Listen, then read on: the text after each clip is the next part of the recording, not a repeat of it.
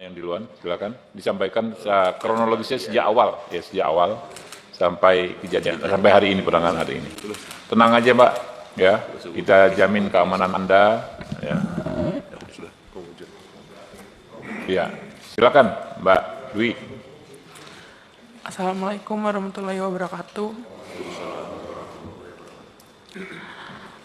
Saya mau menceritakan tentang kejadian yang saya alami. Jadi posisinya saya kan lagi kerja. Tanggal berapa itu Mbak Dwi? Tanggal 17 Oktober jam 9 malam. Jam 9 malam 2024 ya, 17 Oktober 2024. Si pelaku dari luar masuk ke dalam toko, terus duduk di sofa, terus dia mesen GoFood. Setelah abang GoFoodnya datang, di situ dia nyuruh saya nganterin makanannya ke kamar pribadinya. Terus di situ saya nolak karena di situ bukan tugas saya juga, makanya saya nolak. Ada hal lain juga dari sebelum kejadian ini, dia juga pernah ngatain saya miskin, babu. Terus dia juga sempat ngomong, orang miskin kayak lu nggak bisa masukin gue ke penjara, gue nih kebal hukum. Dia sempat ngomong kayak gitu. Terus saya di situ mau resign, tapi ditahan sama adiknya si pelaku. Akhirnya saya dan karyawan yang lain minta untuk bikin perjanjian kalau saya nggak mau ngantri makanan si pelaku lagi. Dari situ saya nolak. Pas saya nolak berkali-kali, dia ngelempar saya pakai patung, terus ngelempar saya pakai bangku, habis itu ngelempar saya pakai mesin edisi BCA. Habis itu saya ditarik sama ayahnya si pelaku. Terus karena HP sama tas saya masih di dalam, akhirnya saya balik lagi ke dalam, tapi saya malah dilempari lagi pakai kursi. Akhirnya saya kabur ke belakang ke tempat banyak oven. Di situ saya nggak bisa kemana-mana. Akhirnya saya dilempari lagi pakai barang-barang. Terus yang endingnya di situ saya dilempar pakai loyang kue sampai kepala saya berdarah. Jadi berkali-kali itu Mbak ya? Iya. Dari jam 9 itu ya? Iya. Pertama setelah dia minta Mbak Dwi mengantarkan makanan, nggak mau, dia sudah melakukan melempar. Ya, waktu mau pulang dilempar lagi sampai kena. Itu kena semua itu ya? Kena semua ke badan saya semua.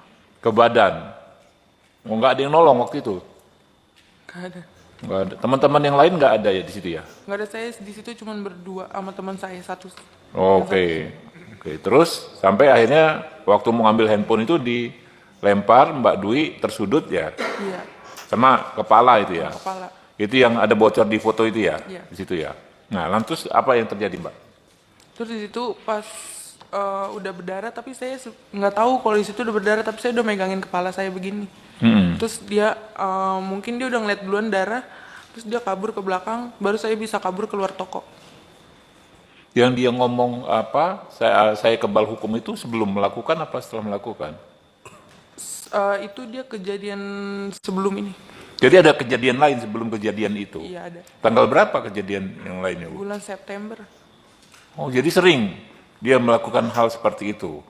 Selain kepada Mbak Dwi, ada kepada yang lain juga? Kenapa? Selain kepada Mbak Dwi, ke karyawan lain ada dilakukan juga?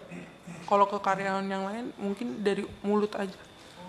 Omongan, verbal. Iya. Oke, tapi yang Mbak Dwi bulan September sudah pernah dilempar juga? Iya, tapi di situ dia lempar saya pakai tempat solasi, itu kena kaki saya. Kena kaki? Oke. Kalau terus dia juga lempar saya pakai meja, tapi nggak kena. Nggak kena. Nah, makanya dia ngomong karena merujuk ke kejadian sebelumnya bahwa dia kebal hukum. Iya. Oke. Sampai setelah berdarah, Mbak dibawa ke rumah sakit gitu? Ke klinik. Ke klinik penggilingan situ? Iya. Oke, lanjut. Abis kejadian itu langsung lapor ke Polsek Cakung. Ke Polsek Cakung? Rawamangun dulu. Rawamangun? Iya, tapi di situ emang nggak bisa nanganin. Karena Oke, kejadiannya di Cakung? Akhirnya dirujuk ke Cakung. Ya, di Cakung juga nggak bisa nanganin juga. Kenapa yang Rawamangun menolak? Apa alasannya waktu itu? Mungkin TKP-nya. TKP. Oke. akhirnya saya disuruh ke Polres Jatinegara, Jakarta Timur. Oh, ke Polres Jakarta Timur di Jatinegara. Itu hari itu juga, hari yang Hari sama. itu juga, Jadi hari itu Mbak bolak-balik ke 3 kantor polisi. iya. Diantar siapa? Teman-teman sama keluarga. Oke. 17 Oktober Mbak bolak-balik 3 kantor polisi. Akhirnya diterima di Polres Jakarta Timur di Jatinegara itu ya? Iya. Oke, lanjut. Paginya langsung visum, terus Visum.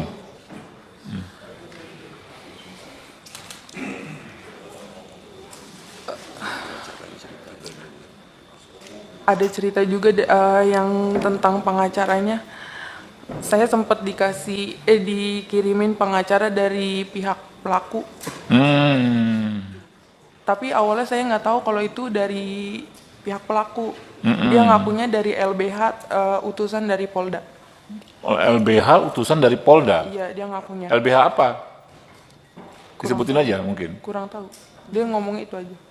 Oke, ngakui dari LBH ya, tapi Mbak belakangan tahu itu dari pelaku. Gitu.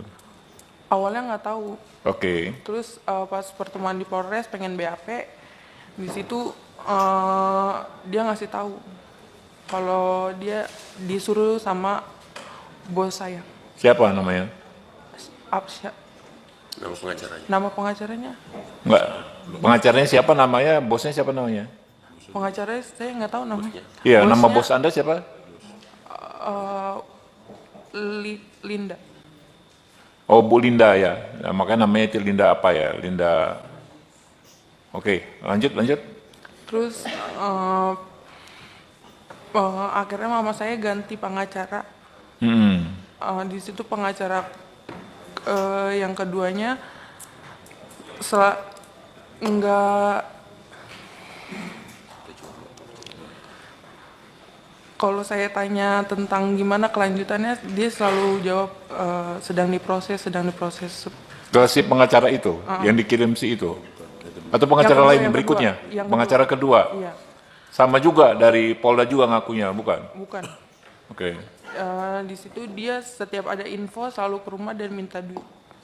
Mama saya sampai jual motor, Jual motor? iya, motor satu-satunya.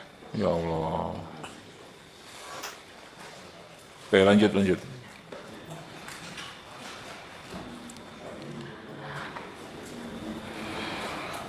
Lanjut, santai aja. Abis jual motor itu saya tanya-tanyain, itu udah nggak ada nggak bisa dihubungin lagi. Pengacaranya hilang, ghosting lah. Akhirnya saya dihubungi oleh Pak Jainuddin. Oke, dari tim ini ya, timnya Pak John ya.